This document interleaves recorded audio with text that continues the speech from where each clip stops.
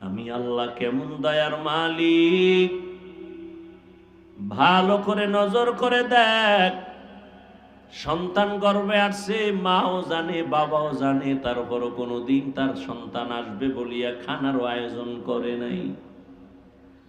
আল্লাহকে বলে নাই, হে মালিক তুমি যে সন্তান আমাদের দান করেছো, তুমি খানার ব্যবস্থাও করে দিও, তাও বলে নাই। আল্লাহ কয়, আমি আল্লাহ নিজে দয়া করে খানার আয়োজন করেছি। তোর বাবা মা বলে নাই, আমি তোর জন্য খানার আয়োজন করেছি। এমন পিওর খানা। দেখ, সন্তান দুনিয়াতে আসার পর আমি আল্লাহ এমন খানার ব্যবস্থা করেছি, তুই দুধ পান করবি 2 বছর পর্যন্ত। দুনিয়ার মানুষ ফ্লাক্স বানায়, গরম পানি, গরম চা, গরম দুধ রাখে, 24টা ঘন্টার বেশি গ্যারান্টি দেয় না। আম্মা জান বাচ্চাকে সুজি খাওয়ায় দেখছেনি? সুজিটা পাকান লাগে না? লাগে না? লাগে। দুধ লাগে, পানি লাগে, চিনি লাগে।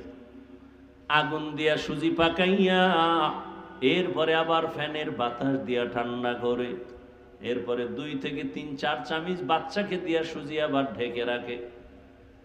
2-3 ঘন্টা হয়ে গেলে আর খাওয়ায় না। কেন? বলে সুজি এখন নষ্টের দিকে, বাচ্চাকে দিল ওর পেট নষ্ট হয়ে যাবে। আমি আল্লাহ এমন দুধ তোর জন্য রাখছি, চিনিও লাগে না, লবণও লাগে না, আগুনও লাগে না, পানিও লাগে না। আবার দেখ এমন খানা তোর মায়ের স্তনে রেখেছি রে বাবা, যেই দুধটা বেশি ঠান্ডাও না গরমও না। যদি একটু বেশি ঠান্ডা হয় তোর গলা নষ্ট হবে, আটকায় যাবে।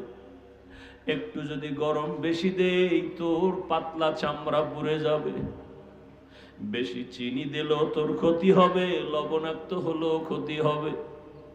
দুনিয়াতে আসার পর এমন কোনো খানা নাই দুনিয়ার যে তোর মা বাবা তোরে দিলে তুই খেতে পারবি।